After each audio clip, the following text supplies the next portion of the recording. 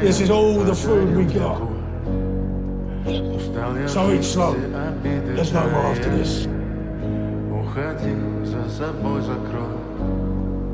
Сколько бы я не просил, но ты же знала, что меня теряла. Я босиком по стеклам бегал так упрямо. И если бы не твой милый голосок, я бы упал, сделал последний. So I told you to stay cool.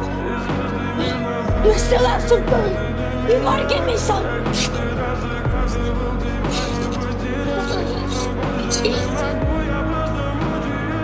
How are you still alive?